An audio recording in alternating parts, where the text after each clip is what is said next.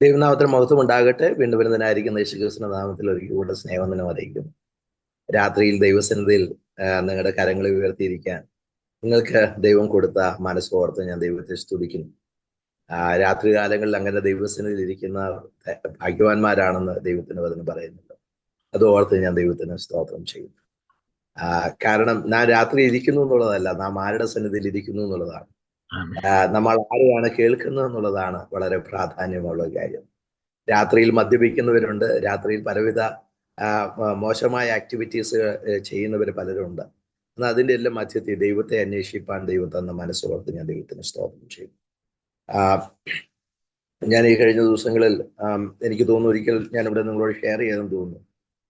മടുത്തു പോകാതെ പ്രാർത്ഥിക്കണം എന്ന്, മടുത്തു പോകാതെ പ്രാർത്ഥിക്കണം എന്നുള്ളതിന് കർത്താവ് ഒരു വിധവയുടെ ഉപമ നമ്മളോട് പറഞ്ഞായിരുന്നു. അപ്പം പറയുമ്പോൾ അവിടെ എന്തുകൊണ്ടാണ് മടുത്തു പോകാതെ പ്രാർത്ഥിക്കേണ്ടത് എന്നതിൻ്റെ ആവശ്യകത ഏത് വിഷയത്തോടുള്ള ബന്ധത്തിലാണെന്ന് വളരെ വ്യക്തമായിട്ട് പറഞ്ഞിട്ടാണ് ഇത് പറഞ്ഞിരിക്കുന്നത്. അത് നമ്മൾ വായിക്കുന്നത് ലൂക്കോസിന്റെ സുവിശേഷം അതിന്റെ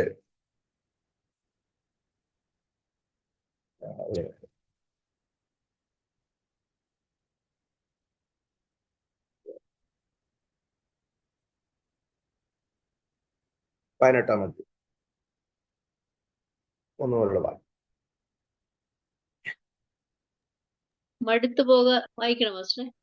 വായിച്ചു. മടുത്തു പോകാതെ എപ്പോഴും പ്രാർത്ഥിക്കണം എന്നുള്ളതിന് അവരോട് ഒരു ഉപമ പറഞ്ഞത്, ദൈവത്തെ ഭയവും മനുഷ്യനെ ശങ്കയും ഇല്ലാത്തൊരു ന്യായാധിപതി ഒരു പട്ടണത്തിലുണ്ട്. മലയാളത്തിൽ ഇത് വായിച്ചാൽ നമുക്ക് അത്ര പെട്ടെന്ന് ഇത് മനസ്സിലാകത്തില്ല. അതാർക്കെങ്കിലും ഒന്ന് ഇംഗ്ലീഷിലൊന്ന് വായിക്കാം. And he spoke a parable unto them to this end. നമ്മൾ ഈ ആൻഡ് എന്ന് പറയുന്നത്, നമുക്കറിയാം ആൻഡ് എന്ന് പറയുന്ന ഒരു വേർഡ് നമ്മൾ യൂസ് ചെയ്യുന്നപ്പോഴാണ് ഒരു കാര്യത്തോട് നമ്മൾ ചേർത്ത് പറയാനാണ് നമ്മൾ ആൻഡ് എന്നുള്ള വേർഡ് ഉപയോഗിക്കുന്നത്. ഒരു കാര്യം പറഞ്ഞ് ആൻഡ് യുനോ അതിനോട് ചേർത്താ പറയുന്നത് വേണ്ടിയിട്ടാണ് ആൻഡ് എന്ന് പറഞ്ഞ ആ കണ്ടീഷൻ. അത് ഹിന്ദിക്കകത്ത് ഞാനതൊന്ന് വായിക്കാം. फिर उसने इसके विषय में कि नित्य प्रार्थना करना हो. നോക്കിയേ, അവിടെ ഇസ് വിഷയമേ ഫിർ ഉന്നെ ഇസ് വിഷയമേ എന്ന് പറഞ്ഞ മുകളിൽ ഒരു കാര്യം പറഞ്ഞതിനോടുള്ള ബന്ധത്തിൽ, അങ്ങനെ പറഞ്ഞിരിക്കുന്ന കാര്യത്തോടുള്ള ബന്ധത്തിൽ പ്രാർത്ഥിക്കാനായിട്ട് മടുത്തു പോകാതെ പ്രാർത്ഥിക്കാൻ കർത്താവ് രൂപം പറഞ്ഞു. അത് നമുക്കത് അത് വളരെ സ്വാഭാവികമായി വരുന്നൊരു കാര്യമാണ്. കാരണം ഈ വിഷയം ഏതാണെന്നുള്ളത് നമ്മൾ നന്നായിട്ട് അറിഞ്ഞു. ഈ വിഷയമേ ഏത് വിഷയത്തിലാണ് കർത്താവ് ഇങ്ങനെ മടുത്തു പോകാതെ പ്രാർത്ഥിക്കണമെന്ന് പറഞ്ഞു. അത് മടുത്തു പോകാതെ പ്രാർത്ഥിക്കേണ്ട വിഷയം ഏതാണെന്ന് നമ്മൾ അറിയണം. രണ്ട്, നമ്മൾ മടുത്തു പോകാതിരിക്കുന്ന ഉള്ള വിഷയം മാത്രമല്ല, എങ്ങനെയുള്ള മനോഭാവത്തോടെ പ്രാർത്ഥിച്ചാൽ മാത്രമേ ഈ പ്രാർത്ഥനയിൽ വാസ്തവമായ ആ ഒരു ഉത്തരം ലഭിക്കുകയുള്ളൂ എന്നുള്ളത് നമ്മൾ തിരിച്ചറിയും. അത് രണ്ടും ഇത് കഴിഞ്ഞുള്ള അടുത്ത പാരബിളിനകത്ത് അതാ നമ്മളിത് വായിക്കുന്നത്. നമ്മളതിൻ്റെ 9 മുതലുള്ള വാക്യങ്ങൾ നമ്മളതാ വായിക്കും. അപ്പം ഈ വിഷയം ഏതാണെന്നുള്ളത് നമ്മൾ മനസ്സിലാക്കുന്നതിന്റെ 10-ാം വാക്യം മുതൽ വായിക്കുമ്പോഴാണ് അതിന്റെ വിഷയം എന്താണെന്നുള്ളത് നമ്മൾ മനസ്സിലാക്കുന്നത്. അതിന്റെ 17-ന്റെ 10 മുതൽ ഒന്ന് വായിക്കും. അവണ്ണം നിങ്ങളോട് കൽപ്പിച്ചതൊക്കെയും ചെയ്ത ശേഷം ഞങ്ങൾ പ്രയോജനമില്ലാത്ത ദാസന്മാർ. 17-ന്റെ 20. ദൈവരാജ്യം എപ്പോൾ വരുന്നു എന്ന് പരീശന്മാർ ചോദിച്ചതിന്, ദൈവരാജ്യം കാണത്തക്ക വണ്ണമല്ല വരുന്നത്, ഇതാ ഇവിടെ എന്നും അതാ അവിടെ എന്നും പറയുകയും ഇല്ല, ദൈവരാജ്യം നിങ്ങളുടെ ഇടയിൽ തന്നെ ഉണ്ടല്ലോ എന്നവൻ ഉത്തരം പറഞ്ഞു. പിന്നെ അവൻ തന്റെ കർത്താവ് ഈ ഉപമ പറഞ്ഞു തുടങ്ങിയപ്പോൾ, ഇത് ഉപമ പറയാൻ തുടങ്ങിയപ്പോൾ കർത്താവ് ഈ സാഹചര്യം ഇതായിരുന്നു. പരീശന്മാരൊരു ചോദ്യം ചോദിച്ചു, ദൈവരാജ്യം എപ്പോൾ വരുന്നു? ഈ ചോദ്യത്തോടുള്ള ബന്ധത്തിലാണ് ഇത് വരുന്നത്. ദൈവരാജ്യം എപ്പോൾ വരുന്നു? ദൈവരാജ്യം എപ്പോൾ വരുന്നു എന്ന് പറഞ്ഞപ്പോൾ കർത്താവ് പറഞ്ഞു, ദൈവരാജ്യം നിങ്ങൾ കാണുന്ന പോലെയൊന്നും അല്ല വരുന്നത്, ദൈവരാജ്യം നിങ്ങളുടെ ഇടയിൽ തന്നെ ഉണ്ട്. കർത്താവ് ഇവിടെ പറഞ്ഞ അടുത്ത വാക്യത്തിൽ നമുക്ക് മനസ്സിലാവും, ചോദ്യം നിങ്ങൾ ചോദിച്ച തെറ്റിപ്പോയെന്നാണ് കർത്താവ് പറഞ്ഞതിന്റെ അർത്ഥം. അത് അടുത്ത വാക്യം വായിച്ചാൽ നിങ്ങൾക്ക് മനസ്സിലാവും. നോക്കി, അടുത്ത വാക്യം വായിച്ചു. പിന്നെ അവൻ തന്റെ ശിഷ്യന്മാരോട് പറഞ്ഞത്, നിങ്ങൾ മനുഷ്യപുത്രന്റെ ഒരു ദിവസം കാണുവാൻ ആഗ്രഹിക്കുന്ന കാലം വരും, കാണുകയില്ല. കർത്താവ് പറയാൻ ശിഷ്യന്മാരോട് സത്യത്തെ അവർ ചോദ്യം തെറ്റിപ്പോയി. ചോദ്യം ചോദിക്കേണ്ടിയിരുന്നത് എന്താന്ന് വെച്ച് കഴിഞ്ഞാൽ മനുഷ്യപുത്രൻ വരുന്ന സമയം എപ്പോഴാന്നാ ചോദിക്കേണ്ടിയിരുന്നത്. ഏത് എന്നാ അവർ ചോദിച്ചത് ദൈവരാജ്യം എപ്പോൾ വരുമെന്നുള്ളതാണ് അവർ ചോദിച്ചത്. ഏത് ദൈവരാജ്യത്തെ കുറിച്ചാണ് അവർ ചോദിച്ചത്. ദൈവരാജ്യത്തെ കുറിച്ച് ചോദിക്കുമ്പോൾ അവർക്ക് പറ്റി പറ്റെന്താണെന്ന് വെച്ച് കഴിഞ്ഞാൽ, ദൈവരാജ്യം എന്ന് പറഞ്ഞു കഴിഞ്ഞാൽ ദൈവം ഭരിക്കുന്ന രാജ്യത്തെ കുറിച്ചാണ് ദൈവരാജ്യം എന്ന് പറയുന്നത്. അല്ലെങ്കിൽ ആ ദൈവരാജ്യം ഭൂമിയിൽ കൊണ്ടുവരാൻ വേണ്ടിയിട്ടാണ് കർത്താവ് ഈ ഭൂമിയിൽ ഒന്നാമത് വന്നത്. ഇനി ഈ ദൈവരാജ്യത്തെ ശരിക്കും ഭൂമി സ്ഥാപിക്കാനായിട്ട് കർത്താവ് രണ്ടാമതും എന്ത് ചെയ്യും? വരും. എന്നാൽ അതിനകത്ത് ദൈവരാജ്യം വരുന്നെന്നുള്ള ചോദിക്കുന്നതിനേക്കാളും ഏറ്റവും വാസ്തവത്തിൽ അവർ ചോദിക്കേണ്ടിരുന്നത് ദൈവത്തിന്റെ പുത്രൻ എപ്പം വരുമെന്നാണ് അവർ ചോദിക്കേണ്ടിരുന്നത്. കാരണം ദൈവത്തിന്റെ പുത്രൻ ഭരിക്കുന്ന, ദൈവത്തിന്റെ പുത്രനായിരിക്കുന്നതാണ് ശരിക്കും ദൈവരാജ്യം എന്ന് പറയുന്നത്. അതുകൊണ്ടാണ് കർത്താവ് പറഞ്ഞത് അതിന്റെ 21-ാം വാക്യം, ഇതാ ഇവിടെ എന്നും അത് അവിടെ എന്നും പറയുകയില്ല, ദൈവരാജ്യം നിങ്ങളുടെ ഇടയിൽ തന്നെ ഉണ്ടല്ലോ. കർത്താവ് അവിടെ നിൽക്കുന്നതുകൊണ്ടാണ് കർത്താവ് പറയുന്നത് നിങ്ങളുടെ ഇടയിൽ തന്നെ, in the midst of you. നമുക്ക് പുതിയ നിയമത്തിൽ വരുമ്പോൾ നമുക്ക് കുറച്ചുകൂടെ പറയാം, ദൈവരാജ്യം ഇറ്റ് ഈസ് വിത്തിൻ us.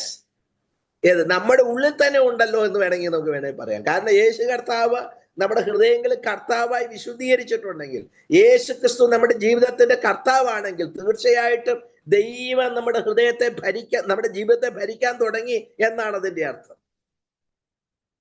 നമുക്കറിയാം ദൈവരാജ്യത്തിന്റെ അനുഭവം എന്ന് പറയുന്നത് നമുക്കറിയാം റോമർക്ക് എഴുതിയ ലേഖനത്തിൽ വായിക്കുന്നത്, ദൈവരാജ്യം ഭക്ഷണവും പാനീയവുമല്ല, നീതിയും സമാധാനവും പരിശുദ്ധാത്മാവിൽ സന്തോഷവുമാണ്. അത് കഴിച്ചോ കഴിച്ചില്ലയോ എന്നുള്ളതെന്ന് വെച്ചാൽ പട്ടിണിയാണേ പോലും ദൈവരാജ്യമാണ്. ഇനി നല്ല വിഭവസമൃദ്ധമായ ശാപ്പാടാണ് കഴിക്കുന്നതെങ്കിലും ദൈവരാജ്യത്തിനെ ജീവിക്കാൻ പറ്റും. കാരണം ദൈവരാജ്യം ഇതൊന്നുമല്ല. ദൈവരാജ്യം നീതിയും സമാധാനം പരിശുദ്ധാത്മ സന്തോഷവുമാണ്. നമുക്കറിയാം ദൈവം, അത് പൗലോസ്ലീഹ അത് പറഞ്ഞതിന്റെ കോണ്ടെക്സ്റ്റ് ചിന്തിച്ചാൽ വളരെ മനോഹരമായ ഒരു കോണ്ടെക്സ്റ്റാണ്. ഈ ആഹാര നിമിത്തം ചിലർ ദുഷിക്കുമ്പോൾ, ചിലർ എല്ലാം കഴിക്കാൻ പോകുന്നവർ മറ്റുള്ളവരെ ധിഖരിക്കുമ്പോൾ, ചിലർ തുച്ഛീകരിക്കുമ്പോൾ, ചിലർ വിധിക്കുമ്പോൾ, ഈ ഒരു പശ്ചാത്തലത്തിൽ പൗലോസ് പറഞ്ഞു, നിങ്ങൾ എന്താ ഇങ്ങനെ വിധിക്കുമ്പോൾ? നമുക്കറിയാമല്ലോ നിങ്ങളായിരിക്കുന്ന ദേശത്തിലുള്ളവരുടെ ഏറ്റവും പ്രധാനമായിട്ട് അല്ലെങ്കിൽ വലിയ സന്തോഷമുള്ള ഒരു ആഹാരമാണ് പന്നിയെ കഴിക്കുക എന്നുള്ളത്. വലിയ വിഭവങ്ങളാണെങ്കിൽ ഒരു പന്നിയെ ഫുള്ളായിട്ട് കഴിച്ച് റോസ്റ്റൊക്കെ ചെയ്യുന്ന സ്ഥലങ്ങളാണ് US ഇങ്ങനെ UK ഒക്കെ. എന്നാൽ നമ്മുടെ മലയാളികൾ ആരെങ്കിലും അങ്ങനെ പൊതുവെ അങ്ങനെ ചെയ്യുന്നവരുണ്ട്. ചില ഭാഗങ്ങളിൽ പന്നിയെ കഴിക്കുന്നവരുണ്ടെങ്കിലും പൊതുവെ അങ്ങനെ ചെയ്യുന്നവരല്ല. എനിക്കറിയാം ഇംഗ്ലണ്ടിൽ നിന്നുള്ളൊരു ദൈവദാസൻ സ്മിത്ത് വിഗിൾസ്വർത്ത് എന്ന് പറയുന്ന അദ്ദേഹം ഒരിക്കൽ US അദ്ദേഹത്തിന് ഒരു മീറ്റിങ്ങിന് വിളിക്കുകയും അദ്ദേഹത്തെ ആദരിക്കാനായിട്ട് അദ്ദേഹത്തെ അവര് പന്നിയെ റോസ്റ്റ് ചെയ്ത് പുള്ളിയുടെ മുമ്പിൽ വെച്ചപ്പോൾ അദ്ദേഹം എന്നിട്ട് അദ്ദേഹത്തോട് പറഞ്ഞ് ബ്ലസ് ചെയ്യാൻ പറഞ്ഞപ്പോൾ അദ്ദേഹം ബ്ലസ് ചെയ്ത് എങ്ങനെയാന്ന് നിങ്ങൾക്ക് അറിയാവോ? ദൈവം ശപിച്ചതിന് എന്നേക്ക് ശപിക്കപ്പെട്ടിരിക്കട്ടെ എന്ന് പറഞ്ഞാണ് അദ്ദേഹം അതിനെ ബ്ലസ് ചെയ്തത്. നിങ്ങളൊന്ന് ആലോചിച്ച് നോക്കണം. ആ കഴിച്ചവർക്ക് പിന്നെ ആരെങ്കിലും കഴിച്ചിട്ടുണ്ടോ? അതോടെ അത് തീർന്നു. അങ്ങനെ ഒരു കർത്തൃദാസൻ ഉണ്ടായിരുന്നു. ഞാൻ അദ്ദേഹത്തെ റെസ്പെക്ട് ചെയ്യുന്ന ഒരാളാണ്, ഞാൻ വളരെ ബഹുമാനിക്കും. പക്ഷെ അദ്ദേഹം പറഞ്ഞതിനകത്ത് ഒരു ചെറിയ മിസ്റ്റേക്ക് പറ്റിപ്പോയി. പുതിയ നിയമത്തിൽ it's all thing R been sanctified, എല്ലാം വിശുദ്ധീകരിക്കപ്പെട്ടതാണ്. പുതിയ നിയമത്തിനകത്ത് അങ്ങനെ ഒരു കാര്യം ഇല്ല എന്ന് പൗലോസ് ഹൃദയത്തിൽ ഉറച്ചിട്ടുണ്ടെന്ന് പൗലോസ് തന്നെ 14-ാം അധ്യായത്തിൽ പറഞ്ഞിട്ടുണ്ട്. ഇതേ 14-ാം അധ്യായത്തിൽ പറഞ്ഞിട്ടുണ്ട്. ഞാൻ എൻ്റെ അനുസരിച്ച് എന്ത് കഴിച്ചാലും ഒരു കുഴപ്പമില്ല. പക്ഷെ സ്റ്റിൽ എല്ലാവരും ഒരുപോലെയല്ല, എല്ലാവർക്കും അങ്ങനെ കഴിയത്തില്ല. ഞാനിത് പറയുന്നതിന്റെ കാരണം, we should be considerate about others.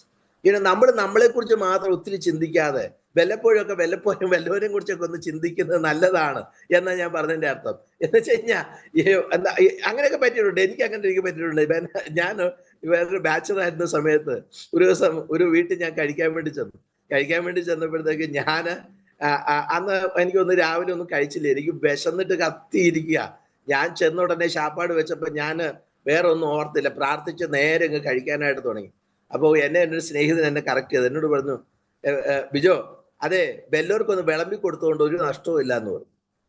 അപ്പൊ പള്ളി പറഞ്ഞത് വളരെ ശരിയാണ്. കാരണം എന്താണെന്ന് വെച്ച് കഴിഞ്ഞാൽ we should be considerate about അത്. ഇതിന്റെ വിശപ്പൊക്കെ ഇരിക്കട്ടെ, ഈ വിശക്കുന്നതൊക്കെ ശരി തന്നെ, മറ്റുള്ളവർക്കും കൂടി ഒന്ന് കൊടുത്തുകൊണ്ട് നിങ്ങൾക്ക് കഴിച്ചോ എന്ന് പറഞ്ഞത് ഞാൻ അങ്ങനെയുള്ള ദൈവവൃത്തിമാരെ ഓർത്ത് സ്തോത്രം ചെയ്തു. ഇന്ന് വല്ലവരോടും അങ്ങനെ പറഞ്ഞാൽ അവർ സഹിക്കോ ഇല്ലയോ എന്നുള്ളത് അടുത്ത കാര്യം. എനിക്കത് സഹിക്കാൻ ഇച്ചിരി ബുദ്ധിമുട്ടുണ്ടായിരുന്നു. കുറച്ച് കഴിഞ്ഞപ്പോഴേ എനിക്ക് മനസ്സിലായി പുള്ളി പറഞ്ഞതാ ശരി.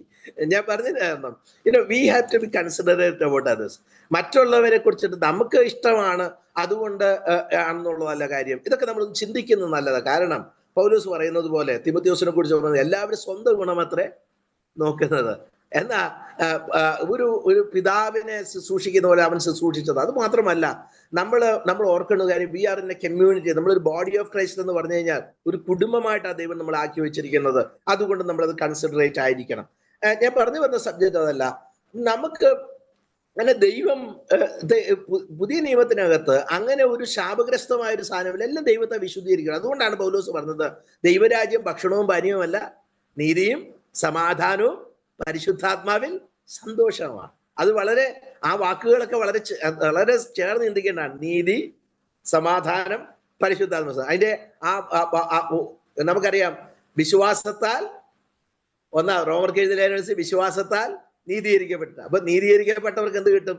ദൈവത്തോട് സമാധാനമുണ്ട്. അങ്ങനെ ദൈവത്തോട് സമാധാനമുള്ളവർക്ക് ദൈവം നൽകുന്ന ഏറ്റവും വലിയ ദാനമാണ് പരിശുദ്ധാത്മാവെന്ന ദാനം. അതിൽ ദൈവം നമുക്ക് തന്നിരിക്കുന്ന സന്തോഷമാണ് പരിശുദ്ധാത്മാവിലുള്ള സന്തോഷം. ഇതാണ് ദൈവരാജ്യം. How it comes when Christ comes in our lifes. നമ്മുടെ ജീവിതത്തിൽ ക്രിസ്തു കടന്നു വരുമ്പോഴാണ് നമുക്ക് ദൈവരാജ്യം നമ്മൾ അനുഭവിക്കുന്നത്. നമുക്കറിയാം, ശരിക്കും പറഞ്ഞു കഴിഞ്ഞാൽ അതിനകത്ത് ആ ദൈവത്തിൽ സന്തോഷിക്കുകയും ദൈവത്തിൽ തന്നെ പ്രമോദിക്കുകയും ചെയ്യുന്നതാണ് ക്രിസ്തീയ ജീവിതം. ഞാനൊരു കാര്യം നിങ്ങളോട് പറയട്ടെ. നിങ്ങൾ UK-യിലായിരിക്കുന്നതിൽ അല്ല നിങ്ങൾ സന്തോഷിക്കേണ്ടത്. ഞാൻ കുരുക്ഷേത്രയിലായിരിക്കുന്നതിലല്ല ഞാൻ ദുഃഖിക്കേണ്ടത്. നമ്മൾ ഇരുവരും ദൈവരാജ്യത്തിലായതുകൊണ്ടാണ് നമ്മൾ എന്ത് ചെയ്യേണ്ടത്? സന്തോഷിക്കേണ്ടത്. നമ്മൾ സന്തോഷിക്കേണ്ടതില്ല. നമ്മുടെ ശരിക്കും പൗലോസ് അതുകൊണ്ടല്ലേ പറഞ്ഞത് കർത്താവിൽ എപ്പോഴും സന്തോഷിപ്പിൻ. ജയിലിൽ കിടന്നപ്പോൾ പൗലോസിന് നിരാശയില്ല, പൗലോസിന് സന്തോഷമുള്ളത്. എന്തുകൊണ്ടാണ്? തന്റെ സന്തോഷം കർത്താവിലാണ്. അതുകൊണ്ട് തന്നെ താൻ ജീവിതത്തിന്റെ ഏത് മേഖലകളിലും തനിക്ക് പിടിച്ചു നിൽക്കാൻ വന്നു. തന്റെ ജീവിത സാഹചര്യങ്ങളെല്ലാം മാറിപ്പോയപ്പം തന്റെ ജീവിതത്തിനകത്ത് എല്ലാം നഷ്ടമാകുമ്പോഴും തനിക്ക് ദൈവത്തിൽ സന്തോഷിക്കാൻ കഴിഞ്ഞു. നമുക്ക് അങ്ങനെ ഒരു സന്തോഷം നമ്മുടെ ഉള്ളിൽ ഉണ്ടാകട്ടെ. എന്തിന്? നമ്മുടെ കർത്താവാണ് ഏറ്റവും വലിയ അതിനുള്ള വ്യക്തി എന്ന് പറയുന്നത്. താൻ ക്രൂശിൽ പോകുമ്പോഴും തന്റെ പിതാവിൽ താൻ സന്തോഷം കണ്ടെത്തി എന്നുള്ളതാണ് തന്റെ ഏറ്റവും വലിയ പ്രത്യേകത. ആ ദുഃഖത്തിന്റെ പുത്രൻ, മാനവരാശിയുടെ പാപം ചുമക്കുമ്പോൾ പോലും തനിക്ക് ആ പിതാവിനുള്ള ബന്ധം. അതുകൊണ്ടാണല്ലോ ആത്മാവിനെ പിതാവെ നിന്റെ കയ്യിൽ ഏൽപ്പിക്കുന്നു എന്ന് പറയുമ്പോൾ പിതാവിനുള്ള കോൺഫിഡൻസ്, പിതാവിനുള്ള ആശ്രയം, പിതാവിനോടുള്ള ബന്ധം അത് മുറുകെ പിടിക്കേണ്ടത് വളരെ ആവശ്യമാണ്. ഞാനത് സന്ദർഭവശാൽ പറഞ്ഞെന്ന് മാത്രമേ ഉള്ളൂ. നമുക്ക് പോകാം. ഇവിടെ വായിക്കുന്നത് ദൈവരാജ്യം ഇങ്ങനെ കർത്താവ് പറയാണ് നിങ്ങളുടെ ഇടയിൽ തന്നെ ഉണ്ട്. അവൻ പിന്നെ ശിഷ്യന്മാരോട് പറഞ്ഞത്, നിങ്ങൾ മനുഷ്യപുത്രന്റെ ദിവസം കാണാൻ ആഗ്രഹിക്കുന്ന ഒരു ദിവസം വരും. ഇത് വളരെ പ്രധാനമായ ഒരു കാര്യമാണ്. ഈ കാര്യങ്ങൾ ചിന്തിക്കാൻ കാരണം, ഈ നമ്മൾ പ്രാർത്ഥിക്കുമ്പോൾ നമ്മൾ ഓർക്കേണ്ടുന്ന ഒരു കാര്യം, നമ്മൾ മടുത്തു പോകാൻ സാധ്യതയുള്ളതുണ്ട്, മടുത്തു പോകാൻ സാധ്യതയില്ലാത്ത കാര്യങ്ങൾ. നമുക്കറിയാം, മടുത്തു പോകാൻ സാധ്യതയില്ലാത്ത കാര്യങ്ങൾ ഏതാന്ന് വെച്ച് കഴിഞ്ഞാൽ, നമ്മുടെ ഏത് കാര്യത്തെക്കുറിച്ചും പ്രാർത്ഥിക്കുന്നതിൽ നമുക്ക് എന്തില്ല? മടുപ്പില്ല. അതിനെന്തെങ്കിലും ഒരു സംശയം ആർക്കെങ്കിലും ഉണ്ടോ? ഒരു സംശയവും ഇല്ല. ഏത്? നമുക്ക് ആർക്കും നമ്മുടെ കാര്യത്തെക്കുറിച്ച് പ്രാർത്ഥിക്കുന്നതിന് മടുക്കില്ല. പിന്നെ നമുക്ക് മടുപ്പ് വരാൻ സാധ്യതയുണ്ട്. മടുപ്പ് വരാൻ സാധ്യത എപ്പോഴാന്ന് വെച്ച് കഴിഞ്ഞാൽ, സത്യത്തിൽ പറഞ്ഞാൽ നമ്മുടെ കാര്യം തന്നെ ഓർത്തിട്ടാണ്. പക്ഷെ പ്രയോറിറ്റിയിലാണ് നമുക്ക് നമ്മുടെ കാര്യത്തിൽ മടുപ്പുണ്ടാകുന്നതും മടുപ്പില്ലാതിരിക്കുന്നത്. ഇവിടെ നമ്മൾ ചിന്തിക്കുന്ന ചില ഭാഗങ്ങൾ ചിന്തിക്കും, നമുക്കത് മനസ്സിലായി ഏത് കാര്യത്തിലാണ് നമുക്ക് മടുപ്പുണ്ടാകാതിരിക്കുന്നത്, മടുപ്പുണ്ടാകുന്നത് നമുക്കൊന്ന് വായിക്കാം. ഒന്ന് പെട്ടെന്ന് ഓടിച്ചു വിട്ടിട്ട് നമുക്ക് അടുത്ത സബ്ജക്റ്റിലേക്ക് പോകാം. വായിച്ചു അതിന്റെ 23-ാം വാക്യം. അന്ന് നിങ്ങളോട് ഇതാ ഇവിടെ എന്നും അതാ അവിടെ എന്നും പറയും, നിങ്ങൾ പോകരുത്, പിൻചെല്ലുകയും അരുത്. മിന്നൽ ആകാശത്തിന് കീഴെ ദിക്കോട് ദിക്കെല്ലാം തിളങ്ങി മിന്നുന്നത് പോലെ മനുഷ്യപുത്രൻ തന്റെ ദിവസത്തിൽ ആകും. എന്നാൽ ആദ്യം അവൻ വളരെ കഷ്ടം അനുഭവിക്കുകയും ഈ തലമുറ അവനെ തള്ളിക്കളയുകയും വേണം. നോഹയുടെ കാലത്ത് സംഭവിച്ചതുപോലെ മനുഷ്യപുത്രന്റെ നാളിലും ഉണ്ടാകും. നോഹ പെട്ടകത്തിൽ കടന്ന നാൾ വരെ അവർ തിന്നും കുടിച്ചും വിവാഹം കഴിച്ചു വിവാഹത്തിന് കൊടുത്തും പോന്നു. ജലപ്രളയം വന്നു, അവരെല്ലാവരെയും മുടിച്ചു കളഞ്ഞു. ലോത്തിന്റെ കാലത്ത് സംഭവിച്ച പോലെയും തന്നെ അവർ തിന്നും കുടിച്ചും കൊണ്ട് വിറ്റും നട്ടും പണിതും പോന്നു. എന്നാൽ ലോത്ത് സോദോം വിട്ട നാളിൽ ആകാശത്ത് നിന്ന് തീയും ഗന്ധവും പെയ്ത് എല്ലാവരെയും മുടിച്ചു കളഞ്ഞു. മനുഷ്യപുത്രൻ വെളിപ്പെടുന്ന നാളിൽ അവണ്ണം തന്നെയാകും. അന്ന് വീട്ടിന്മേൽ ഇരിക്കുന്നവൻ വീട്ടിനകത്ത് സാധനം എടുക്കുവാൻ ഇറങ്ങിപ്പോകരുത്. അവണ്ണം വയലിൽ ഇരിക്കുന്നവനും പിന്നോക്കം തിരിയരുത്. ലോത്തിന്റെ ഭാര്യയെ ഓർത്തുകൊള്ളുവൻ. തന്റെ ജീവനെ നേടുവാൻ നോക്കുന്നവനെല്ലാം അതിനെ കളയും, അതിനെ കളയുന്നവനെല്ലാം അതിനെ രക്ഷിക്കും. ആ രാത്രി 2 പേർ ഒരു കിടക്കമേലായിരിക്കും. ഒരുത്തനെ കൈക്കൊള്ളും, മറ്റവനെ ഉപേക്ഷിക്കും. 2 പേർ ഒന്നിച്ച് പൊടിച്ചുകൊണ്ടിരിക്കും. ഒരുത്തിയെ കൈക്കൊള്ളും, മറ്റുള്ള ഉപേക്ഷിക്കും. 2 പേർ ഈ വയലിലിരിക്കും. താഴോട്ടുള്ള വാക്യങ്ങളൊക്കെ നമുക്കറിയാം. പറഞ്ഞു വരുന്നതിന്റെ അർത്ഥം നമ്മൾ ശരിക്കും മടുത്തു പോകാൻ സാധ്യതയുള്ളത് എപ്പോഴാണെന്ന് വെച്ച് കഴിഞ്ഞാൽ നമ്മുടെ പ്രാണന്റെ വിഷയത്തിലാണ് നമ്മൾ മടുത്തു പോകുന്ന ഒരു കാര്യം. ഏത് വിഷയത്തിൽ? കർത്താവ് പറഞ്ഞൊരു വാക്യം നമ്മൾ വളരെ ശ്രദ്ധിക്കണം. തന്റെ ജീവനെ നേടുവാൻ നോക്കുന്നവനെല്ലാം അതിനെ കളയും. അതിനെ കളയുവോ എന്നിട്ട് എഴുതിയിരിക്കുന്ന ഇങ്ങനെയാണ്, അതിനെ കളയുന്നവനല്ല അതിനെ രക്ഷിക്കും. അപ്പൊ നമ്മൾ വിളിക്കപ്പെട്ടത് എന്തിനു വേണ്ടിയിട്ടാണ്? ജീവനെ നേടാനാണോ ജീവനെ കളയാനാണോ?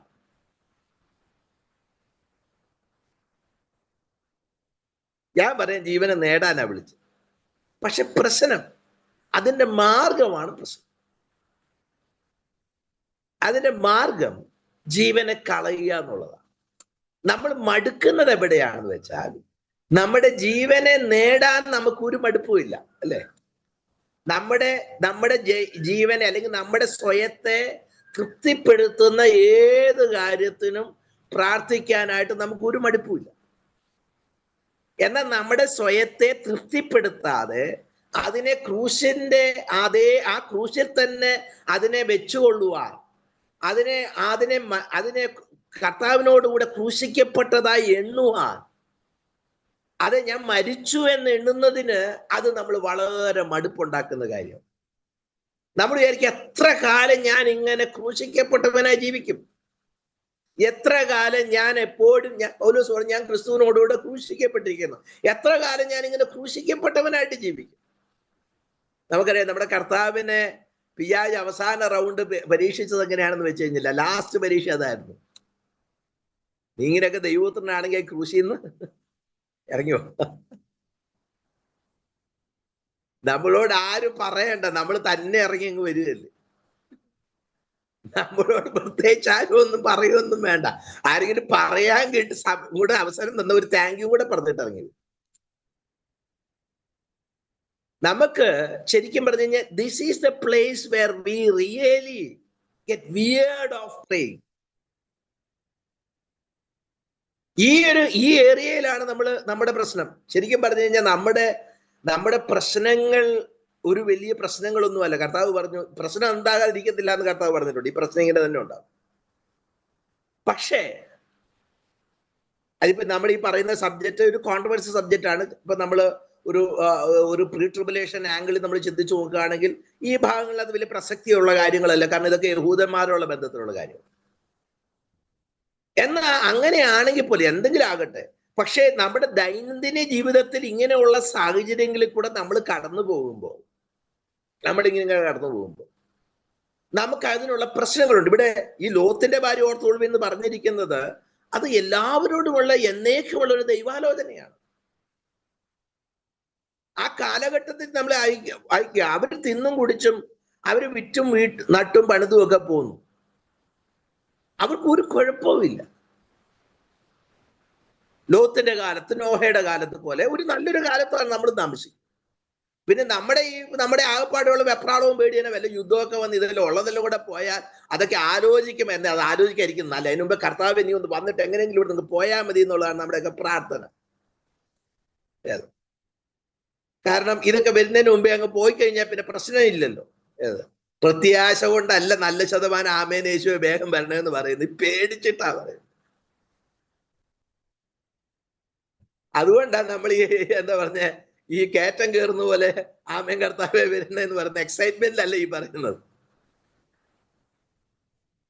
മിക്കവാറും നമുക്കറിയാലോ ആശീർവാദം പറയുമ്പോൾ പാസ് പറഞ്ഞു വിടുന്നതല്ലാതെ എല്ലാവരും ചേർന്ന് രാമനൊക്കെ പറഞ്ഞു വിടുന്നതേ ഉള്ളൂ.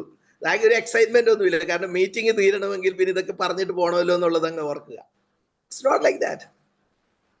നമുക്ക് എന്താണ് അങ്ങനെ ഒരു സന്തോഷം നമുക്ക് ഉണ്ടാകേണ്ടത്? നോക്കി ഇവിടെ ഇരിക്കുന്നത് ലോത്തിന്റെ ഭാര്യ ഓർത്തുകൊള്ളു എന്ന് പറഞ്ഞത്, ലോത്തിന്റെ ഭാര്യയുടെ ആറ്റിറ്റ്യൂഡ് നമുക്കില്ലെന്ന് നമുക്ക് പറയാൻ പറ്റും. ഞാനൊരു കാര്യം ഇരിക്കുന്നു, ഇന്ന് നമ്മുടെ വീട് കത്താൻ നേരത്ത് വീട്ടിലുള്ള സാധനങ്ങളെല്ലാം ഇട്ടിട്ട് പോകാൻ നേരത്ത് ഞാൻ നിങ്ങളോട് ചോദിക്കും, നെഞ്ചത്ത് കൈവച്ച് പറയാൻ പറ്റും ഞാൻ തിരിഞ്ഞു നോക്കാതെ ഓടുമെന്ന്?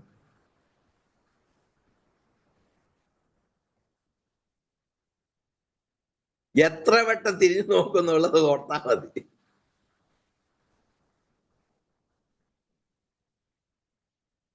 പിന്നെ ലോത്തിന്റെ ഭാര്യ നമ്മൾ തമ്മിലുള്ള വലിയൊരു വ്യത്യാസം, ലോത്ത് അവരോട് പറഞ്ഞായിരുന്നു തിരിഞ്ഞു നോക്കരുതെന്ന്. നമ്മളോട് കർത്താവ് ഈ വിഷയത്തിലൊന്നും പറഞ്ഞിട്ടില്ല എന്നുള്ളത് കൊണ്ട് തിരിഞ്ഞു നോക്കിയാൽ നമുക്ക് കുഴപ്പമില്ല എന്ന്.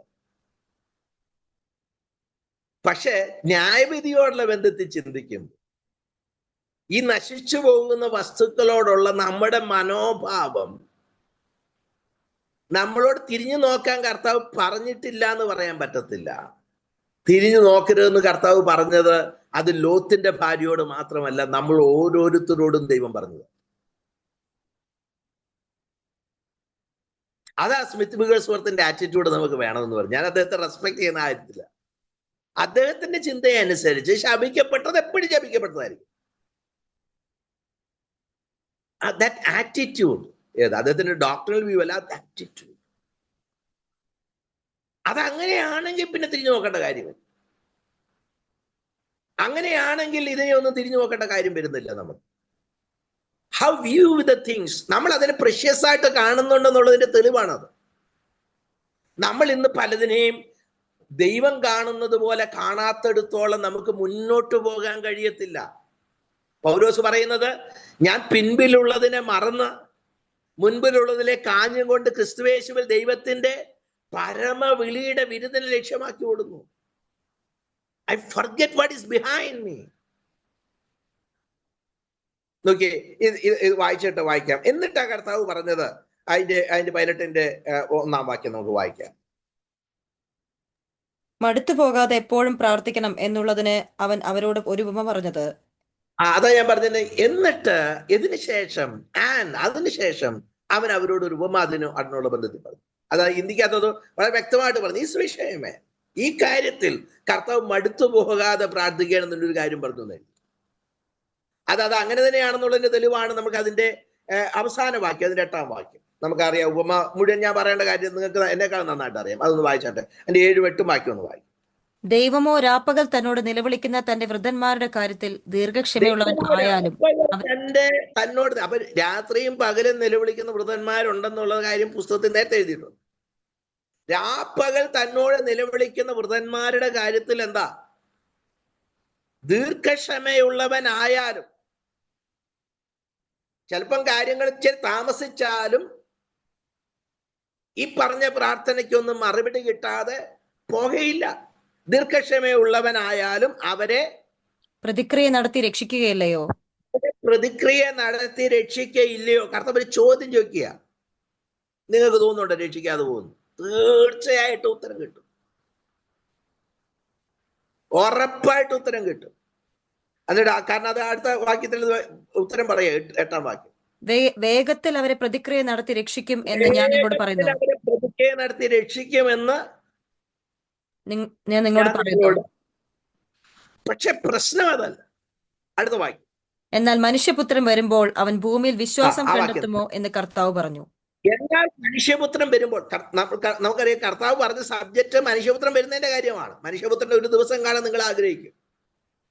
പക്ഷെ കർത്താവ് ചോദിക്കുകയാണ്, ഈ ഒരു ചോദ്യം ദൈവം നമ്മളോട് പറയുന്ന ഒരു ചോദ്യമാണ്. എന്നാൽ മനുഷ്യപുത്രൻ വരുമ്പോൾ അവൻ ഭൂമിയിൽ വിശ്വാസം കണ്ടെത്തുമോ എന്ന് കർത്താവ് പറഞ്ഞു. അതൊരു സ്റ്റേറ്റ്മെന്റ് കർത്താവോട് പറഞ്ഞു വിടുക. ഇത്രയും രാവും പകലും മനുഷ്യപുത്രൻ വരുമ്പം ഇത്രയും രാവും പകലും നിലവിളിച്ച് പ്രാർത്ഥിച്ച് ഉത്തരം കിട്ടിയാലും വിശ്വാസം ഭൂമിയിൽ കണ്ടെത്തുമോ? Will he find? അപ്പൊ ഇത്രയും നമ്മുടെ പ്രാർത്ഥിച്ചിട്ടൊരു മറുപടി ഇല്ലാതെ പോകും. നമ്മുടെ പ്രാർത്ഥിച്ചിട്ട് മറുപടി ഇല്ലാതെ പോകുന്നതിന് എപ്പോഴാന്ന് വെച്ച് കഴിഞ്ഞാൽ, നമ്മൾ പ്രാർത്ഥിക്കുന്ന പല കാര്യങ്ങൾ നമുക്ക് കിട്ടിയാലും പ്രാർത്ഥിക്കേണ്ടുന്ന വിഷയത്തിന് പ്രാർത്ഥിച്ചില്ലെങ്കിൽ, പ്രാർത്ഥിക്കേണ്ട പല വിഷയത്തിനും ഉത്തരം കിട്ടിയിട്ടൊരു പ്രയോജനമില്ലെന്നാണ് പറഞ്ഞത്. നമ്മൾ സെൻട്രി ചെയ്ത് പ്രാർത്ഥിക്കേണ്ട കാര്യം നമ്മളതിന് പലപ്പോഴും ശ്രദ്ധിക്കാതെ പോകുന്ന കാര്യങ്ങളാണ്. നമുക്കൊന്ന് ജസ്റ്റ് അതുപോലെ ഒരു ചിന്തയുള്ള ഒരു കാര്യമാണ്. നമുക്ക് അടുത്ത വാക്യം വായിക്കുന്നത്. നമുക്കതിന്റെ 9 മുതൽ ഒന്ന് വായിച്ചിട്ട് പെട്ടെന്ന് നമുക്ക് നിർത്താം. 9 മുതൽ അതിന്റെ താഴോട്ടുള്ള വാക്യം. തങ്ങൾ നീതിമാന്മാർ എന്ന് ഉറച്ച് മറ്റുള്ളവരെ ധിക്കരിക്കുന്ന ചിലരെ കുറിച്ച് അവനൊരു ഉപമ പറഞ്ഞത് എന്തെന്നാൽ, രണ്ട് തങ്ങൾ മനുഷ്യർ നീതിമാന്മാരെന്ന് ഉറച്ച്. അപ്പൊ അവർക്ക് അവരോട് ഇപ്പൊ നമ്മൾ ചെന്ന് ചോദിക്കാം, brother are you righteous? Yes, I M righteous. നല്ല ഉറപ്പാ, നീതിമാനാണെന്നുള്ള കാര്യത്തിൽ അവർക്ക് വളരെ ഉറപ്പാ. അങ്ങനെ ഉറച്ചിട്ട് മറ്റുള്ളവരെ എന്ത് ചെയ്യുക? ധിക്കരിക്കുക. ഞാൻ പറഞ്ഞല്ലോ, റോമർക്കെതിരെ ലേഖനത്തിനകത്തും അതാണ് സബ്ജക്റ്റ്. ഏത്? ചിലരെ കഴിക്കാത്തവനെ എന്ത് ചെയ്യുക? ധിക്കരിക്കുക, തുച്ഛീകരിക്കുക. അങ്ങനെ ധിക്കരിക്കുക അല്ലെങ്കിൽ തുച്ഛീകരിക്കുക, ഈ രണ്ട് വേർഡ് തന്നെ യൂസ് ചെയ്യാൻ പറ്റും. പിന്നെ വായിച്ചാൽ ചിലരെ കുറിച്ച് അവനൊരു ഉപമ പറഞ്ഞത് എന്തെന്നാൽ, രണ്ട് മനുഷ്യർ പ്രാർത്ഥിക്കുവാൻ ദേവാലയത്തിൽ പോയി. രണ്ട് മനുഷ്യർ പ്രാർത്ഥിക്കാൻ ദേവാലയത്തിൽ പോയി. അപ്പൊ രണ്ട് മനുഷ്യര് പ്രാർത്ഥിക്കാൻ ദേവാലയത്തിൽ പോയി. പിന്നെ ഒരുത്തൻ പരീശൻ, മറ്റവൻ ചുങ്കക്കാരൻ. പരീശൻ നിന്നുകൊണ്ട് തന്നോട് തന്നെ, ദൈവമേ പിടിച്ചു പറിക്കാർ, നീതി കെട്ടവർ, വ്യഭിചാരികൾ. നിന്നുകൊണ്ടെന്ന് പറഞ്ഞാൽ അതിന്റെ അർത്ഥം ഹി വാസ് സോ കോൺഫിഡന്റ് എന്ന് അതിന്റെ അർത്ഥം. ദൈവസന്നെ നിൽക്കാൻ തക്കവണ്ണമുള്ള പ്രാപ്തി, യോഗ്യത ഉള്ളത് കൊണ്ട് അവൻ ധൈര്യമായിട്ടാണ് പ്രാർത്ഥിക്കുന്നത്, അല്ലേ? എനിക്കൊരു സംശയമുണ്ട്, പെന്തിക്കോസ്തുകാർ ഇത്രയും ധൈര്യമായിട്ട് പ്രാർത്ഥിക്കാറുള്ളൂ. നമ്മളെ കുറിച്ചാണോ പറഞ്ഞതെന്ന് എനിക്ക് അറിഞ്ഞൂടാ. വളരെ യോഗ്യതയോടെ അവൻ എന്ത് ചെയ്യുന്നേ? പ്രാർത്ഥിക്കുന്നു. നോക്കി വായിച്ചാട്ട്. ദൈവമേ പിടിച്ചു പറിക്കാർ, നീതി കെട്ടവർ, വ്യഭിചാരികൾ. തീർന്നില്ല. നിന്നുകൊണ്ട് തന്നോട് തന്നെ എന്ന് വെച്ച് കഴിഞ്ഞാൽ തന്റെ കോൺഫിഡൻസ് അവിടെ കായ്ക്കുന്നു. അതായത് ദൈവത്തോടാ പ്രാർത്ഥിക്കുന്നതെങ്കിലും അത് തന്റെ ഉള്ളിൽ തന്നെ താൻ വളരെ ഉറപ്പോടെയാണ് എന്ത് ചെയ്യുന്നത്? പ്രാർത്ഥിക്കുന്നത്. നമ്മൾ വളരെ കോൺഫിഡന്റ് ആയിട്ട് വരുന്നു. എൻ്റെ ഒരു സ്നേഹിതൻ പ്രാർത്ഥിക്കുന്ന ഒരു ഭക്തനായ മനുഷ്യനുണ്ടായിരുന്നു. അദ്ദേഹം വാക്യം പറഞ്ഞ് ഞാൻ തൊടുത്തു വിട്ട് പ്രാർത്ഥിക്കുന്നു എന്ന് പറഞ്ഞാ പ്രാർത്ഥിക്കാറ്.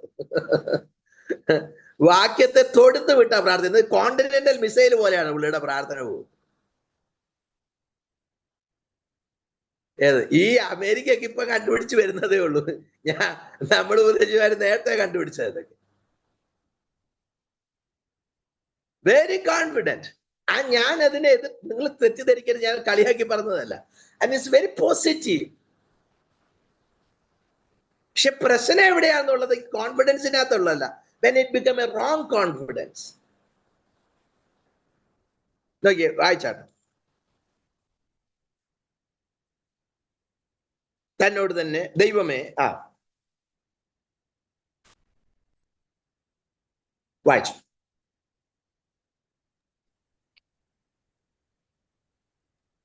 പരീശൻ നിന്നുകൊണ്ട് തന്നോട് തന്നെ, ദൈവമേ പിടിച്ചു പറിക്കാർ, നീതി കെട്ടവർ, വ്യഭിചാരികൾ മുതലായ ശേഷം മനുഷ്യരെ പോലെയോ ഈ ചുങ്കക്കാരനെ പോലെയോ ഞാൻ അല്ലായികയാൽ നിന്നെ വാഴ്ത്തുന്നു.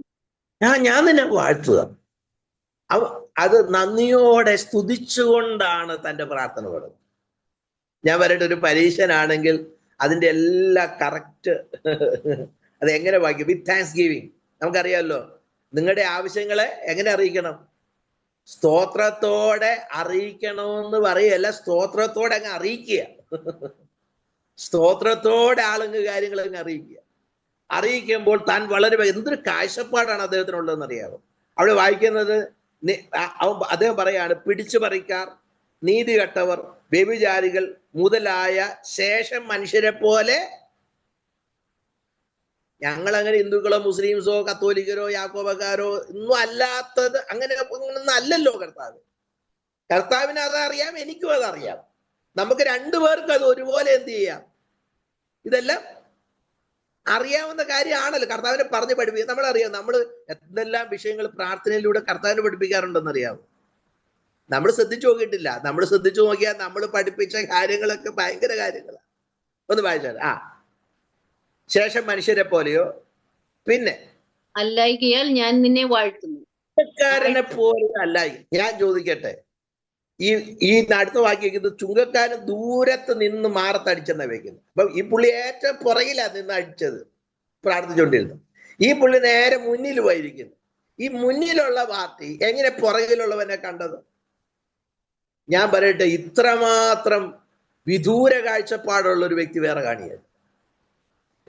അവൻ മുന്നോട്ട് നോക്കിയാ നിൽക്കുന്നതെങ്കിലും പുറകിലിരിക്കുന്ന ചുങ്കക്കാരനെ പോലെ അല്ല എന്ന് പറയത്തക്കവണ്ണം അത്രമാത്രം വിദൂരമായ കാഴ്ചപ്പാടുള്ളൂ. എന്ന് വെച്ച് കഴിഞ്ഞാൽ നമ്മളിങ്ങനെ, നമുക്കറിയാമല്ലോ, നമുക്ക് ഭയങ്കര പ്രാർത്ഥന ഇത്തരം കോൺഫിഡൻസിന് കാരണം എന്താണെന്നറിയാവോ?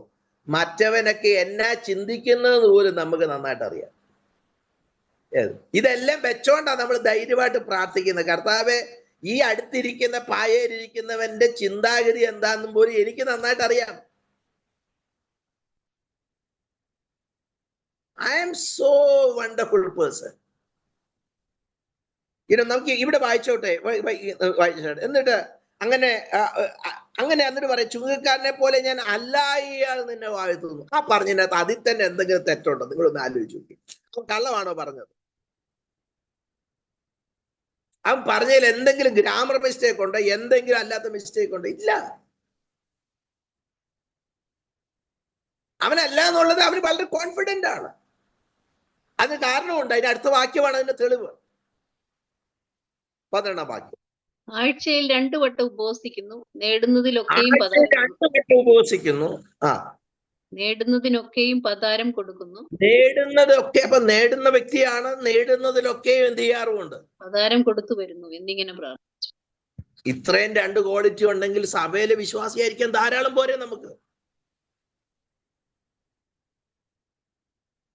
ഞാൻ ആലോചിക്കുക, ഇങ്ങനെ ഒരു പരീക്ഷനെ നമ്മുടെ സഭയിൽ കിട്ടിയാൽ എത്ര നല്ലതാ. പാസ്റ്റർമാർ ആഗ്രഹിച്ചു പോകുന്ന കാര്യമാണ്. ആഴ്ചയിൽ 2 ദിവസം ഉപവസിക്കുന്നു. എല്ലാത്തിനും ഞങ്ങളൊക്കെ രക്ഷപ്പെട്ടു പോകത്തില്ലേ? കിട്ടുന്നതിനെല്ലാം പതാരം കൊടുക്കുന്ന ഒരുത്തനുണ്ടെങ്കിൽ രക്ഷപ്പെട്ടു പോകത്തില്ല. നിങ്ങളൊന്ന് പറ.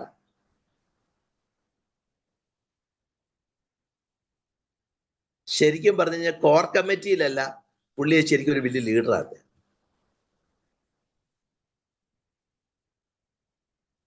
അപ്പൊ അങ്ങനെ വളരെ നിന്നുകൊണ്ട് വളരെ പ്രാഗൽഭ്യത്തോടെ, നമുക്കറിയാം ചിലരുടെയൊക്കെ പ്രാർത്ഥന കണ്ട സ്വർഗം ഇങ്ങോട്ട് ഇറങ്ങി ഇങ്ങോട്ട് താഴോട്ട് ഇറങ്ങി വരുന്ന പോലെ നമുക്ക് തോന്നുന്നു. ഞാൻ ഈ പ്രാർത്ഥിക്കുന്ന അത്ര മോശക്കാരനല്ല, അതുകൊണ്ടായി പറഞ്ഞു. പക്ഷെ ഇതെല്ലാം അങ്ങോട്ട് ചെല്ലുന്നുണ്ടോ ഇല്ലയോ എന്നുള്ളത് കർത്താവിന് മാത്രം അറിയാവുന്നു.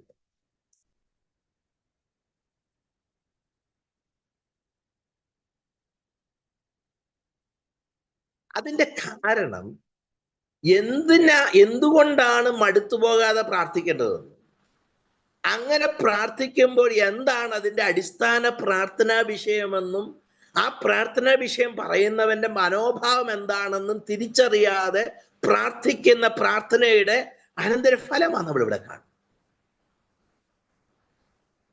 കർത്താവ് പറയുന്ന ഒരു കാര്യം നോക്കിയേ, എന്നിട്ട് എഴുതിയിരിക്കുന്നത് എന്നിങ്ങനെ പ്രാർത്ഥിച്ചു. എന്നിട്ട് 13ാം വാക്യം 14. ചുങ്കക്കാരനോ ദൂരത്ത് നിന്നുകൊണ്ട് സ്വർഗത്തിലേക്ക് നോക്കുവാൻ പോലും തുനിയാതെ മാറത്തടിച്ച്, ദൈവമേ ഭാവിയായ എന്നോട് കരുണയുണ്ടാകണമെന്ന് പറഞ്ഞു. ഓക്കെ, അവിടെ 2 പേരും ദൈവത്തോടാ പ്രാർത്ഥിച്ചത്. എന്ന് പരീശൻ തന്നെ തന്നെ ദൈവമേ എന്ന് പറഞ്ഞു. എന്നാൽ ചുങ്കക്കാരൻ അങ്ങനെ പറഞ്ഞില്ല. അവർ പറഞ്ഞില്ലെന്ന് മാത്രമല്ല, അവൻ ദൂരത്ത് നിന്ന് നോക്കി, സ്വർഗത്തിലേക്ക് നോക്കുവാൻ പോലും തുനിയാതെ. അപ്പൊ അതിന്റെ അർത്ഥം, ഈ പരീശൻ പ്രാർത്ഥിച്ചപ്പോ എങ്ങോട്ട് നോക്കിയാ പ്രാർത്ഥിച്ച്? സ്വർഗത്തിലേക്ക് നോക്കി കണ്ണുകളെല്ലാം ഉയർത്തിയാ പുള്ളി പ്രാർത്ഥിച്ചു. അങ്ങോട്ട് നോക്കാനുള്ള കപ്പാസിറ്റി ഇല്ല. എന്ത് ഉറപ്പില്ല അദ്ദേഹം പ്രാർത്ഥിക്കും. അതിന് ഒരു ഉറപ്പുമില്ല. ഒന്ന് കോൺഫിഡന്റോടെ പ്രാർത്ഥിക്കുകയാണ്. നമുക്കറിയാം പുതിയ നിയമത്തിൽ ഏറ്റവും പ്രാധാന്യമുള്ള വാക്യമാണ് കോൺഫിഡൻസ് എന്ന്. വിശ്വാസം എന്ന് പറഞ്ഞാൽ തന്നെ കോൺഫിഡൻസ് എന്ന അർത്ഥം. നിങ്ങൾക്കുള്ള വിശ്വാസത്തെ അവസാനത്തോളം മുറുകെ പിടിച്ചുകൊണ്ടാൽ എബ്രായർക്കെതിരെ ലേഖനത്തിനകത്ത് എഴുതിയിരിക്കുന്നത് ഇംഗ്ലീഷിൽ hold on, if you hold on to your confidence എന്ന് എഴുതിയേക്കും. വിശ്വാസം എന്നല്ല, കോൺഫിഡൻസ് എന്ന ഇംഗ്ലീഷ്. ഈ കോൺഫിഡൻസ് നമുക്കില്ലാതെ ദൈവമൊക്കെ ജീവിക്കാൻ പറ്റും. പക്ഷെ it is A wrong confidence,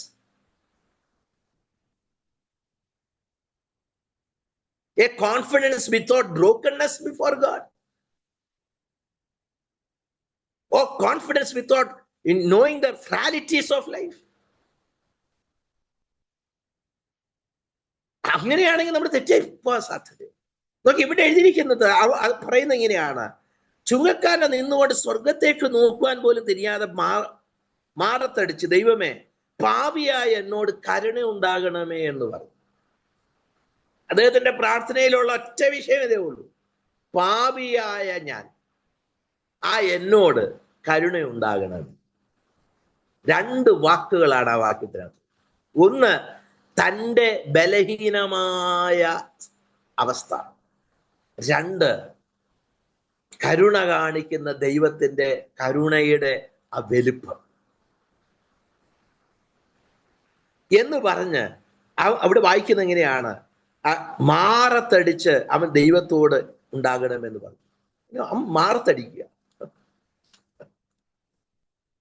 നമ്മളൊക്കെ മാറത്തടിച്ച് പ്രാർത്ഥിക്കാറുണ്ടോ? അഥവാ മാറത്തടിച്ച് പ്രാർത്ഥിക്കണമെങ്കിൽ നമ്മൾ കുളിക്കാൻ കയറാൻ നേരത്ത് അത്ര വിഷമം വരുമ്പോൾ എന്ത് ചെയ്യും? ടാപ്പ് തുറന്നിട്ട് വേണേ മാറത്തടി.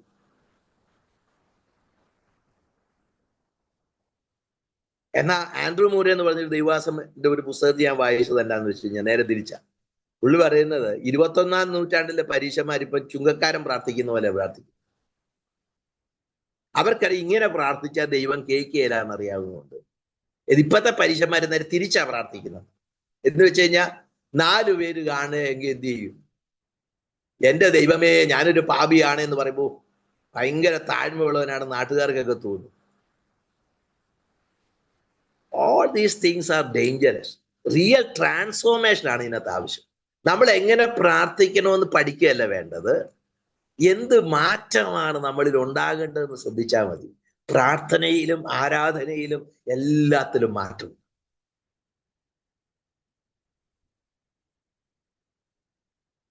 എബ്രായർക്ക് എഴുതിയ ലേഖനം വായിക്കുന്നത് പോലെ വിശ്വാസത്തിന്റെ നായകനും പൂർത്തി വരുത്തുന്നതിനുമായ യേശുവിനെ നോക്കി, അല്ലെങ്കിൽ യേശുവിനെ ഒന്ന് മനസ്സിലാക്കിക്കൊണ്ട് പ്രാർത്ഥിക്കാൻ. Who Jesus is, how he was, how he is എന്നൊന്ന് മനസ്സിലാക്കി ഒന്ന് പ്രാർത്ഥിക്കാൻ തുടങ്ങുമ്പോൾ നമ്മുടെ പ്രാർത്ഥനകൾക്ക് വ്യത്യാസമുണ്ടാകും. ശരിക്കും നമുക്കൊരു കാര്യം മനസ്സിലാക്കും: എൻ്റെ അകത്താ പ്രശ്നം, ജോലിയിലല്ല പ്രശ്നം. എൻ്റെ ഭാര്യയുടെ അകത്തല്ല പ്രശ്നം എൻ്റെ അകത്ത്. എൻ്റെ ഭർത്താവിൻ്റെ അടുത്തല്ല, പാസ്റ്ററുടെ അടുത്തല്ല, വിശ്വാസികളുടെ അടുത്തല്ല പ്രശ്നം. പ്രാർത്ഥന തുടങ്ങേണ്ടത് നമ്മുടെ ശരിക്കുമുള്ള പ്രശ്നത്തെ കൈകാര്യം ചെയ്ത് വേണം മുന്നോട്ട്. നമ്മുടെ ഏറ്റവും വലിയ പ്രശ്നം നമ്മൾ ചെയ്ത പ്രവർത്തികളിലാണ് നമ്മൾ പലപ്പോഴും അടിസ്ഥാനപ്പെട്ട് പ്രാർത്ഥിക്കുന്നത്. നമ്മുടെ കോൺഫിഡൻസ് എന്താ? ഞാനിപ്പോൾ ഉദാഹരണം പറയാം. ഇന്ന് രാവിലെ ബൈബിളൊക്കെ വായിച്ച് നല്ല സന്തോഷമായിട്ട് എഴുന്നേൽക്കുകയാണെങ്കിൽ നമുക്ക് പ്രാർത്ഥിക്കാനും ജീവിക്കാനും ഭയങ്കര കോൺഫിഡൻസ് അല്ലേ? ഞാൻ പറഞ്ഞത് ശരിയാണോ? അല്ലേ? എന്നാൽ അങ്ങനെ നമ്മൾ ബൈബിൾ വായിച്ചില്ലേ ഇന്ന് രാവിലെ, ശരിക്കും പ്രാർത്ഥിച്ചില്ലെങ്കിൽ അന്നത്തെ ജീവിതം നമ്മുടെ ഭയങ്കര, നമുക്കൊരു ഡിസ്കംഫർട്ട്, നമുക്കൊരു കോൺഫിഡൻസ് ഇല്ല, ധൈര്യമില്ല. എന്നാൽ സത്യത്തിൽ നമ്മുടെ കോൺഫിഡൻസ് എന്തിലാ ഉള്ളത്? ദൈവത്തിലാണോ അതെയോ നമ്മൾ ബൈബിൾ വായിച്ചതിലാണോ? നമ്മൾ പ്രാർത്ഥിച്ചതിലാണോ? നിങ്ങൾ ഒന്നൊന്ന് ആത്മപരിശോധന നടത്തുക നിങ്ങൾ. അപ്പൊ നമ്മൾ സത്യത്തിൽ പറഞ്ഞ പുതിയ ഈ പരീക്ഷന്മാര് അവര് ദൈവത്തിൽ ആശ്രയിക്കേണ്ടതിന് പകരം അവരുടെ പ്രവർത്തികളിൽ ആശ്രയിക്കും. നമുക്കിപ്പോ ഞാൻ ഉദാഹരണം പറയാം. കർത്താവിന്റെ വേലയ്ക്ക് വേണ്ടി സാധാരണ ആൾക്കാർ കൊടുക്കുന്നതിനേക്കാളും കൂടുതൽ നമ്മളൊന്ന് കൊടുത്തെന്നു നമുക്കൊരു ഭയങ്കര ഒരു സന്തോഷം, ഒരു എന്താ പറയുക, ഒരു ആത്മനിർവൃത്തി എന്നൊക്കെ പറയുന്നത്. വഴിയിൽ ഒരു ഭിക്ഷക്കാരൻ കൊണ്ട് എല്ലാവരും ഒരു പൗണ്ട്സ് കൊടുക്കാൻ നേരത്ത് നിങ്ങൾ അല്ലെങ്കിൽ ഒരു 100 പൗണ്ട്സ് അങ്ങ് കൊടുത്തെന്ന് വിചാരിച്ചു. എന്നാൽ കൊടുക്കാൻ സാധ്യതയില്ല, എന്നങ്ങനെ കൊടുത്താൽ അങ്ങ് വിചാരിച്ചു. അങ്ങനെ ഒരു 100 പൗണ്ട്സ് കൊടുത്തു പോയാൽ എന്റെ ദൈവമേ, ആ ആഴ്ചത്തെ സാക്ഷ്യം എന്തൊരു സാക്ഷിയായിരിക്കും എന്നറിയാം. എന്തൊരു കോൺഫിഡൻസ് ആണെന്നറിയാം. നമുക്കൊന്ന് ഉപവസിക്കുകയും പ്രാർത്ഥിക്കുകയൊക്കെ ചെയ്ത ഭയങ്കര കോൺഫിഡൻസാണ്. പരീക്ഷന്മാർക്ക് അത് തന്നെയാ പറ്റുക. അവർ ഈ വചനമെല്ലാം കൂടെ എടുത്ത് വസ്ത്രത്തേലും തൂക്കി കണ്ണേലും തൂക്കി ഇങ്ങനെയൊക്കെ തൂക്കിയൊക്കെ നടക്കുമ്പോൾ അവർക്ക് ഭയങ്കര കോൺഫിഡൻസ് ആയിരുന്നു.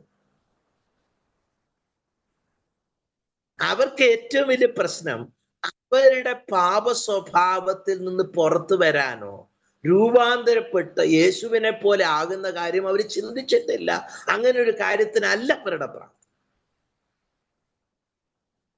ഈ റാഡിക്കൽ ട്രാൻസ്ഫോർമേഷൻ നമുക്ക് ഇന്ന് ദൈവസേനയിൽ നമ്മളായിരിക്കും. നമ്മുടെ സമയം മുന്നോട്ട് പോകും. ദൈവം ആഗ്രഹിക്കുന്നു ഒരു ഒരു ഒരു ദൈവമേ, എനിക്ക് ശരിക്കും ഒരു രൂപാന്തരം. എൻ്റെ ഈ പ്രാർത്ഥന കൊണ്ട് അവിടുന്ന് ആഗ്രഹിക്കുന്നത് എൻ്റെ ഉള്ളങ്ങളിൽ ഉണ്ടാകേണ്ട വ്യത്യാസം. നമുക്കറിയാമല്ലോ, നമ്മൾ എത്ര കൊടുത്തു എന്നുള്ളതൊന്നുമല്ല കാര്യം. നമുക്കറിയാം വിധവയായ സ്ത്രീ കൊടുത്തതിനും വിധവയുടെ പ്രാർത്ഥന പോലെ തന്നെ വളരെ ഫേമസ് ആണ് വിധവയുടെ കൊടുപ്പ്, അല്ലെ? ഈ വിധവയുടെ പ്രാർത്ഥന ഒരു വിധവ കൊടുത്തപ്പോൾ അവൾ അപ്പോൾ 2 ചില്ലി കാശ് കൊടുത്തു. പക്ഷെ അവൾ കൊടുത്ത അവിടെ ജീവനെയാ കൊടുത്തു. ജീവനെ കളയുന്നവൻ അതിനെ നേടും, അതിനെ നേടുന്നവൻ അതിനെ കളയും. പൈസ എത്ര കൊടുത്തു എന്നുള്ള അല്ല ഇവിടുത്തെ വിഷയം. നമ്മുടെ ഉള്ളിലെ ശരിക്കുമുള്ള സ്ട്രഗിൾസിനെ ദൈവസേന തുറന്നു വെച്ച് അതിനകത്ത് ദൈവസേന നിരപ്പ് പ്രാപിച്ചു. ശരിക്കുമുള്ള ഭൂമിയുടെ പ്രശ്നം എന്താ? ശരിക്കുമുള്ള ഇന്നത്തെ ഈ ഭൂമിയുടെ പ്രശ്നം അതാ കർത്താവ് ചോദിച്ച, ഭൂമിയിൽ വിശ്വാസം കണ്ടെത്തുമോ? ശരിക്കും ഭൂമിയുടെ പ്രശ്നം എന്താ? എന്താണ് ഇംഗ്ലണ്ടിന്റെ പ്രശ്നം? എന്താണ് കേരളത്തിന്റെ പ്രശ്നം? എന്താണ് എൻ്റെ സമൂഹത്തിന്റെ പ്രശ്നം? എന്താണ് അടിസ്ഥാനപരമായി ഒരു മനുഷ്യന്റെ പ്രശ്നം? ദൈവത്തിൽ ആശ്രയിക്കുന്നതിന് പകരം വേറെ പലതിനെയും ഊന്നുവടിയാക്കിയതാ മനുഷ്യൻ. അതിലവൻ ഏറ്റവും കാര്യമായിട്ട് ഊന്നുവടിയാക്കിയിരിക്കുന്നത് അവനെ തന്നെയാണ്, അല്ലെങ്കിൽ അവന്റെ നന്മപ്രവൃത്തികളാണ്. നമുക്കറിയാം, പുതിയ നിയമം ഏറ്റവും ശക്തമായി എതിർക്കുന്നതും പുതിയ നിയമത്തിന്റെ ഏറ്റവും അടിസ്ഥാനപരമായ ഡോക്ട്രിൻ എന്ന് പറയുന്നത്, നാം രക്ഷിക്കപ്പെട്ടിരിക്കുന്നത് നമ്മുടെ പ്രവർത്തികളാലല്ല, കൃപയാലാണ്. ഇറ്റ് ഇസ് ഗ്രേസ് അലോൺ എന്ന് പറഞ്ഞു കഴിഞ്ഞാൽ it's Christ centred, it's Christ alone, scripture alone, ദൈവവചനം മാത്രം, ക്രിസ്തു കേന്ദ്രീകൃതമായിരിക്കുന്നു. നമ്മുടെ എല്ലാ പ്രവർത്തികളും അതിന്റെ നമ്മൾ അങ്ങനെ ക്രിസ്തു കേന്ദ്രീകൃതമാകുമ്പോഴാണ് നമുക്കറിയാമല്ലോ, കർത്താവ് പറഞ്ഞു, നിങ്ങൾ ഭിക്ഷ കൊടുക്കുമ്പോൾ നിങ്ങൾ എന്ത് ചെയ്യണം? നിങ്ങളുടെ ഒരു കൈ കൊടുക്കുന്നതിൻ്റെ അന്ന് മറ്റേ കൈ അറിയരുത് എന്ന് പറഞ്ഞു കഴിഞ്ഞാൽ അതിന്റെ അർത്ഥം നിങ്ങൾ കൊടുക്കുന്ന നിങ്ങൾക്ക് പോലും തോന്നരുത്, അല്ലെ? ഇപ്പൊ ഞാൻ ചോദിക്കട്ടെ, എൻ്റെ ഈ കൈ കൊടുത്താൽ ഈ കൈ അറിയാതിരിക്കുമോ? ഈ കൈ അറിയാതിരിക്കണമെങ്കിൽ ഈ കൈക്ക് സെൻസേഷൻ നഷ്ടപ്പെടണം, അല്ലേ? ഈ കൈക്ക് സെൻസേഷൻ നഷ്ടപ്പെടും എന്ന് പറഞ്ഞു കഴിഞ്ഞാൽ ഞാൻ കൊടുക്കുന്നത് മറ്റുള്ളവർക്ക് കൊടുക്കുന്നെന്ന് എനിക്ക് തോന്നരുത്, വേറെ ആരും കാണരുതെന്നുള്ള അർത്ഥം അതിൻ്റെ അർത്ഥമുണ്ട്. ഞാൻ കൊടുക്കുന്നത് വേറെ ആരും അറിയരുതെന്നുള്ള അർത്ഥം. അത് മാത്രമല്ല, എനിക്ക് തന്നെ കൊടുത്തു എന്ന് തോന്നരുത്. നമ്മൾ ഇപ്പം തന്നെ ഈ രാത്രി ഇരുന്ന് പ്രാർത്ഥിച്ച് നമ്മൾ രാവിലെ എഴുന്നേൽക്കുമ്പം നമ്മൾ എന്തെങ്കിലും കാര്യമായിട്ട് പ്രാർത്ഥിച്ചു നമുക്ക് തോന്നരുത്. മറിച്ച് നമ്മൾ ചിന്തിക്കേണ്ടത്, ആ ദാസൻ പറഞ്ഞതാണ്, ഞാൻ ചെയ്യേണ്ടത് ചെയ്തിട്ടുള്ളൂ, ഒന്നും അത് കൂടുതലൊന്നും ആയിട്ടൊന്നും ചെയ്തിട്ടില്ല. ഇവിടെ നമ്മളൊന്നും ചെയ്തിട്ടില്ല. നമ്മൾ ലഭിച്ചതല്ലാതെ നമുക്ക് പറയാനായിട്ടൊന്നുമില്ല. ഇന്ന് നമുക്ക് പ്രാർത്ഥിക്കുമ്പോൾ നമ്മുടെ ധൈര്യം ഇതാണ്, കർത്താവെ അങ്ങ് ചെയ്തതാണ് എൻ്റെ ധൈര്യം. എനിക്ക് വേണ്ടിയും മാനവരാശിക്കും വേണ്ടി ക്രൂശിൽ ചൊരിഞ്ഞ രക്തമാണ് ഇന്ന് പ്രാർത്ഥിക്കുന്നതിൽ എൻ്റെ ധൈര്യം. അങ്ങയുടെ നാമമാണ് എൻ്റെ പ്രാർത്ഥനയുടെ ധൈര്യം. എനിക്ക് എന്നിലോ വേറെ ഒന്നിലോ പ്രശംസിക്കാനോ നിലകൊള്ളാനോ എനിക്കില്ല. ക്രൂശിൽ മരിച്ച് അടക്കപ്പെട്ട് ഉയർത്തെഴുന്നേറ്റ യേശു ക്രിസ്തുവിലാകുന്നു എൻ്റെ വിശ്വാസം. അതാണ് എൻ്റെ ധൈര്യം. അതാണ് എൻ്റെ ധൈര്യം. എൻ്റെ ധൈര്യം എൻ്റെ പണമല്ല, എൻ്റെ ധൈര്യം എൻ്റെ ആരോഗ്യമല്ല, എൻ്റെ ധൈര്യം എൻ്റെ കുടുംബമല്ല, എൻ്റെ ധൈര്യം എൻ്റെ ജോലിയല്ല, എൻ്റെ ധൈര്യം എൻ്റെ പ്രാർത്ഥന പോലുമല്ല, എൻ്റെ ധൈര്യം എൻ്റെ ഉപവാസമല്ല. എൻ്റെ ധൈര്യം എനിക്ക് വേണ്ടി മരിച്ചടക്കപ്പെട്ട ഉയർത്തെഴുന്നേറ്റ യേശു ക്രിസ്തുവാകുന്നു എൻ്റെ ധൈര്യം. അങ്ങനെ നമ്മൾ പ്രാർത്ഥിക്കാൻ തുടങ്ങുമ്പോൾ നാം പ്രാർത്ഥിക്കുന്ന ഇതാണ്, ദൈവമേ എൻ്റെ ജീവനെ കളയാനുള്ള കൃപ എനിക്ക് തരണമേ, എന്നോട് കരുണ ഉണ്ടാകണമേ. എൻ്റെ ജീവനെ കളയാൻ എനിക്ക് മനസ്സുള്ളവനൊന്നും അല്ല ഞാൻ ഇത്ര വർഷമായി സുവിശേഷം വരെ ചെയ്യുന്നു, പക്ഷെ എനിക്കതിന് ഇതിന് മനസ്സിലായിട്ടില്ല. എന്നെ അവിടുന്ന് സഹായിക്കണമേ. നമുക്ക് ദൈവത്തിന്റെ സന്നിധി ധൈര്യമായിട്ട് നമുക്ക് പ്രാർത്ഥിക്കാം. നമുക്ക് അങ്ങനെ പ്രാപ്തി ഇല്ലാത്തത് കൊണ്ട് നമുക്ക് പ്രാപ്തി നൽകുവാൻ തക്കവണ്ണം മനുഷ്യനായി ആ ലോകത്ത് വന്ന് ദാസരൂപം എടുത്ത് തന്നെ തന്നെ ഒഴിച്ചു മരണത്തോളം, ക്രൂശിലെ മരണത്തോളം തന്നെ അനുസരണമുള്ളവനായി തീർന്ന യേശു ക്രിസ്തുവിന്റെ ആ അനുസരണത്തിലേക്ക് നമുക്ക് നിന്നോ, കർത്താവിലേക്ക് നമ്മുടെ കണ്ണുകൾ പതിപ്പിക്കാം. നമുക്ക് പ്രാർത്ഥിക്കാം. കർത്താവ് ഞങ്ങളെ സഹായിക്കുമാറാകട്ടെ.